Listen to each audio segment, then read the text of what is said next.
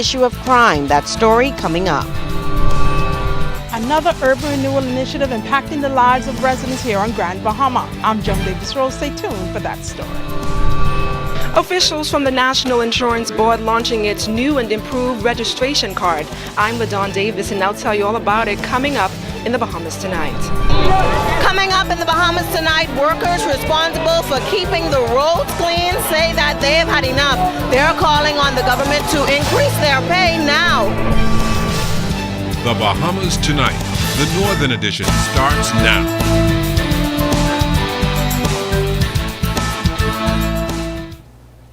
This is the Bahamas Tonight, the Northern Edition. Good evening, all. I'm Shashina Rule. As always, it is so great to have you with us. Topping news, the National Insurance Board rolling out a new feature to benefit residents throughout the Bahamas.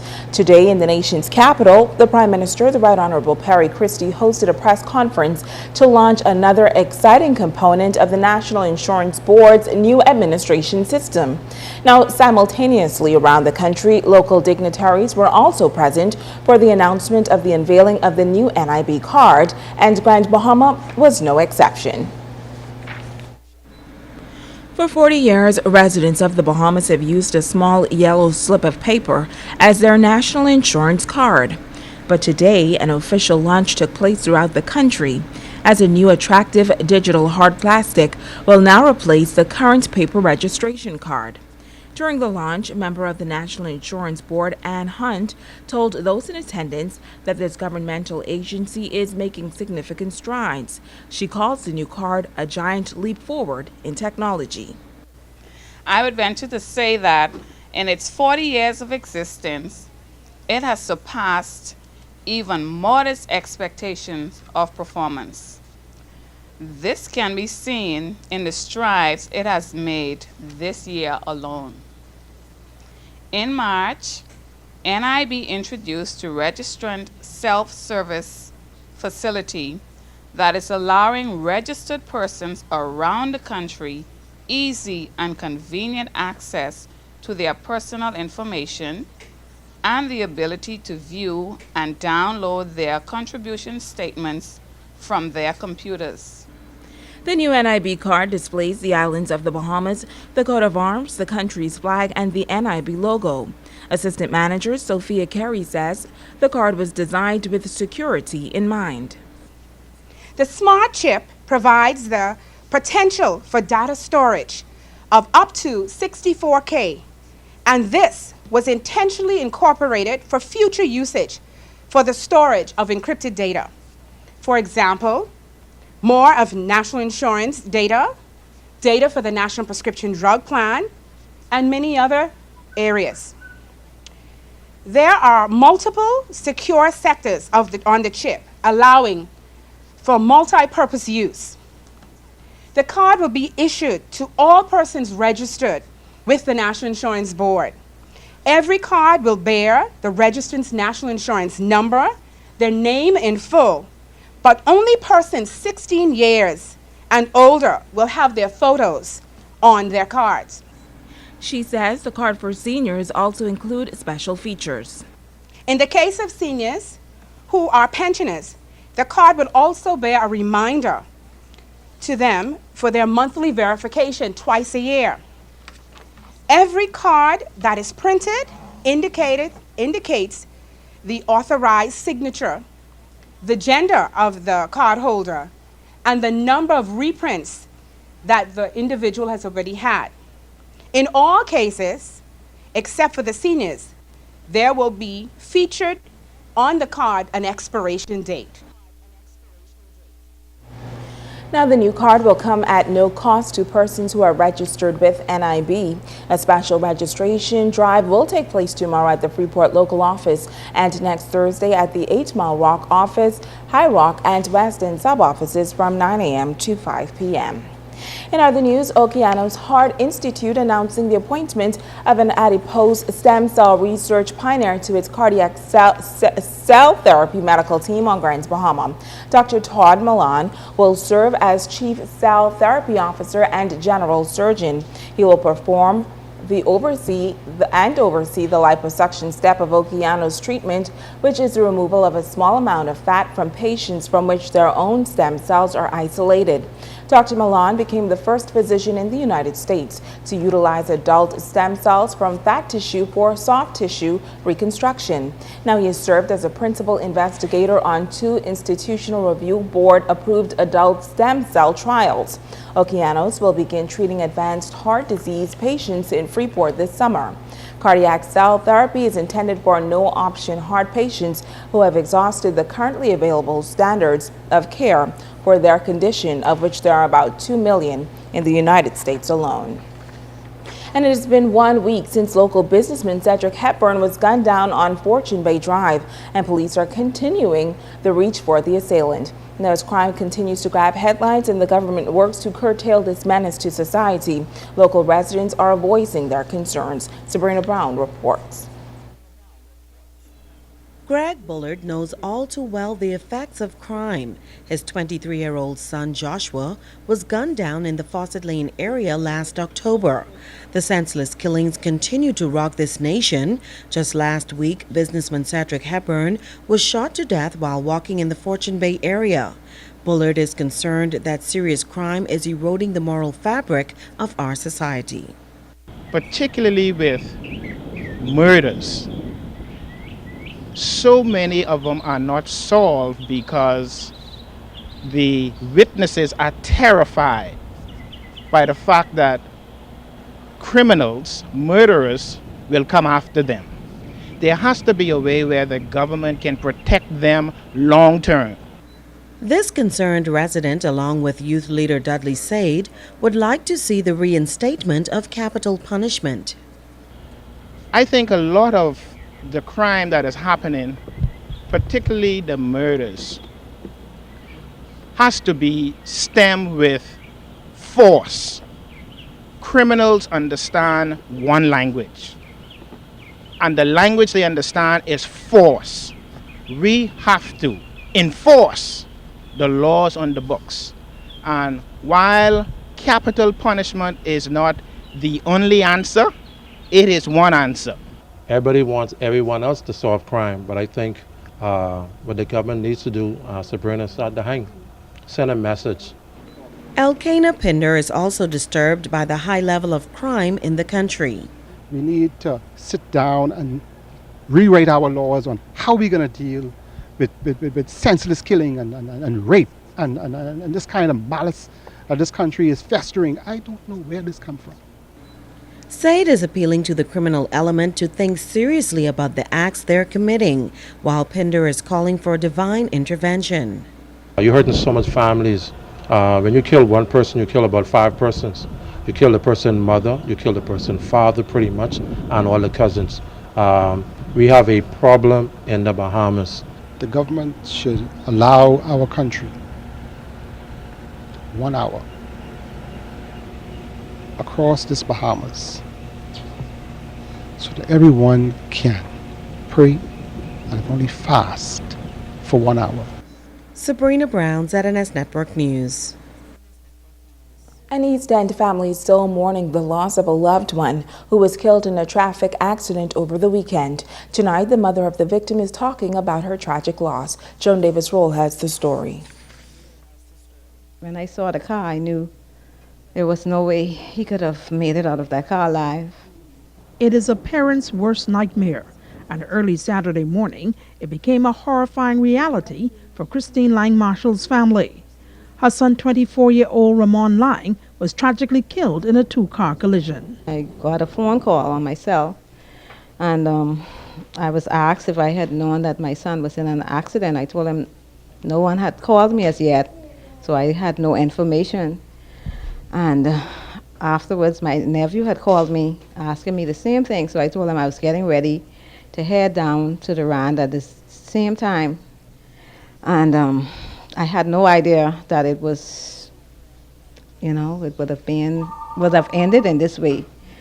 I was still hoping to see him alive. The deadly crash has left this East End family in a state of shock and with more questions than answers. The grieving mother recalls the final time she saw her son alive. Now, in retrospect, she says, there was a moment that could have been a warning sign that something tragic was about to happen. When was the last time you saw him? I saw him on Thursday morning when he was getting ready for work. Yeah, he was in the kitchen preparing, because he normally prepare food to take for lunch. So that was the last time I saw him.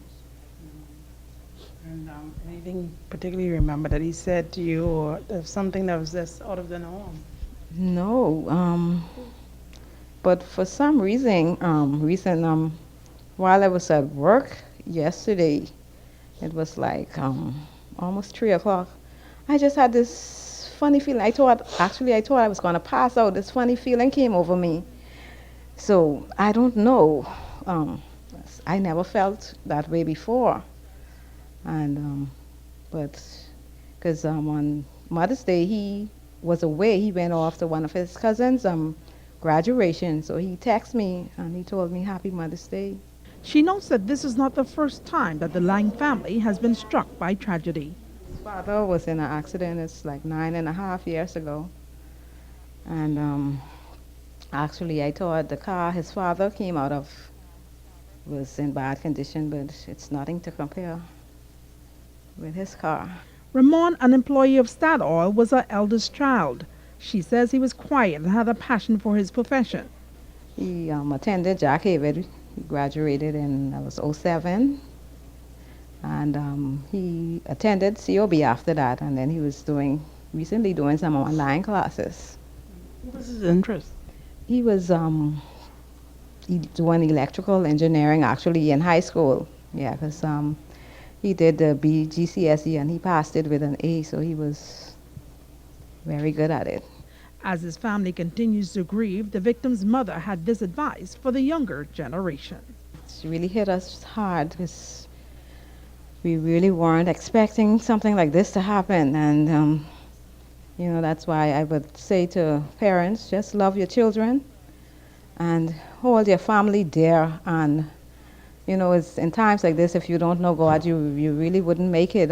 Because right now, I think that's all that has me right now standing, because I know God.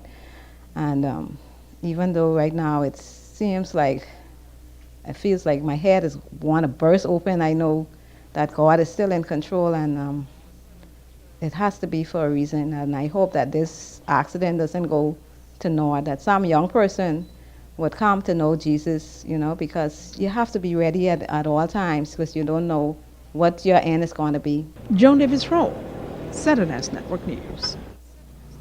Stay with us. The Bahamas Tonight, the Northern Edition, continues right after this. Bringing news that matters to you. You're watching the Bahamas Tonight, Northern Edition. Welcome back. As the government's multi-million-dollar urban renewal small home repair project continues to take shape throughout the country, the disabled community on Grands Bahama are among the residents benefiting from this initiative. Joan Davis-Rowe tells us more. Margarita Williams, that has been a world since losing her sight more than 20 years ago. Now imagine going from having the ability to walk to being confined to a wheelchair. Well, that has been the reality for resident Frederick Poitier. Both residents, one blind, the other in a wheelchair, have one thing in common. Their lives have been positively impacted by one of this country's leading agencies, Urban Renewal 2.0. As a part of that agency's small home repair initiative, Williams has a brand new driveway. Her roof has been repaired and other home improvements have been done.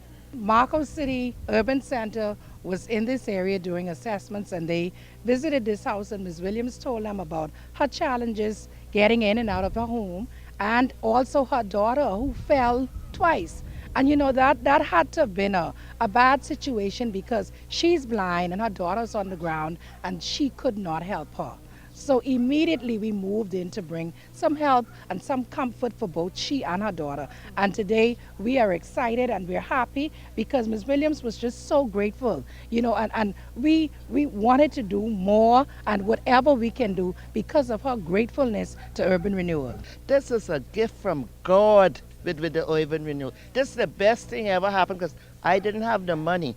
I'm coming to the point. I didn't have the money to fix my yard, my lawn. They had to bring a tractor and all here to rake up all the rocks and things. Because when my daughter fall down and I couldn't see her and she holding on the ground, and you know how upset that could be? And I can't see? Oh, listen here. Miss Reckley, I will never forget her. You know why? She come knocking at my door. She come looking for me. She is a gift. I don't care what they say, Miss Reckley. She is a gift from God. She's a gift to me. Because right now, I could tell anybody, I'm living by faith and not by sight. Because everybody know I can't see. And I thank God for Miss Reckley, what she do for me. As for Poitier, for years his home became a lake whenever it rained. But now, he says, showers of blessings have a brand new meaning. Thanks to urban renewal, he too can boast of having a brand new driveway as well as repairs done to his home. Mr. Poitier is here. He sits in a wheelchair and he had some challenges with his home, especially the windows. They were all broken, and of course having problems with persons coming into his house from the back side of the home through the windows that was broken. And with him being in a wheelchair, had challenges coming in and out of his home because of the amount of rocks and gravel. So we saw the need, and of course Marco City on assessment in this area brought it to my attention, and immediately we moved right away to make sure we gave him a pavement that would allow him to push his wheelchair back and forth smoothly without him having to tumble over. And of course, every window in the house was changed, so he has his privacy, and of course there's no access of thieves coming in and out through the broken windows. Thank God that God had placed urban renewal here to help us out, because I'm telling you, when it rained, the water used to flood the whole place. Now when it rains, how do you feel? I can roll my wheelchair in and out, and I can even come out as close as to the road. It's so good to know that somebody cares, you know. Most times we talk love and we say we love, but when you are a dual, you know, it really means a lot, because people just be hurting, you know, and I just can't express enough how much I do appreciate what God is doing, you know, through urban renewal. Joan Davis Rowe, ZNS Network News. Stay with us. Ricardo Liborn has a check on sports when we come back.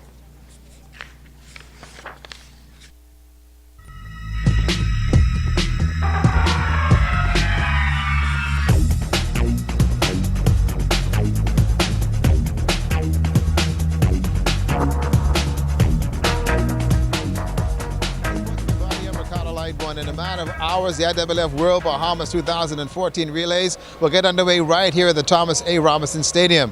It's a madhouse right now as many workers are preparing for what is going to be one of the most fantastic events that's ever been held here in the Bahamas. If you look around the stadium, the seats are empty now, but they will be filled very soon. Earl Thompson says they're taking nothing to chance. They want to ensure that when you get here, you're in for a treat. You're going to see a beautiful setup of pageantry. You're going to come in and you're going to walk through something we call Market Street, where our sponsors are going to show their wares. We're going to have a little rake and scrape, a little limbo dancing, a little entertainment to keep people excited, something for you to mill around with just before the relays, and then something to do after the relays. So when you come in, you're going to see some exciting things. You're going to have great food, great entertainment, great drink, and then when you get in the stadium, you're going to see a thing of beauty. You're not going to know the stadium. It's a lot different than what you've seen for Carifta or the Chris Brown relays. The track is awesome. It's been considered the fastest, the newest track in the world, and we think it's the fastest track in the world. We're looking forward to a world record being set. I'm sitting here in the VIP section, and right now it's relatively empty, but come Saturday, it's going to be filled to capacity. Now, if you haven't gotten your tickets, you need to do so right away. If it's here in VIP or in the general admission area, the bottom line is you are in for a great show. The fact that it's in the Bahamas is a great sell. They wanted to come to this region, and the fact that we're a tourist nation, that we have the beautiful sand, sun, and sea, and now we're really a sports power, and now we're bringing paradise in sports, or sports in paradise to the people. I think that's a great selling tool, and the fact that it's the first World Relays is also an excitement for the track athletes, the track and field stars out there. So we think the fact that it's a Bahamian event in the Bahamas, with the beautiful sunshine, the beautiful beaches, and a great track, that's the selling tool. Congratulations goes out to North Abaco Little League Baseball winning the Bahamas Baseball Federation mini tournament that was held in Cooperstown on the weekend. JBLN gets the silver, the bronze goes to Legacy Baseball. And over in Abaco as well, softball, the Credo Bulldogs winning 2 on the weekend, shutting out my DNR Sluggers and Simply Solution. Well, the Credo Bulldogs are on a roll over there in Abaco. But the story is the IAAF Bahamas World Relays 2014, just hours away here at the Thomas A. Robinson National Stadium. Make it a point to be here and see the action. That's a look at sports.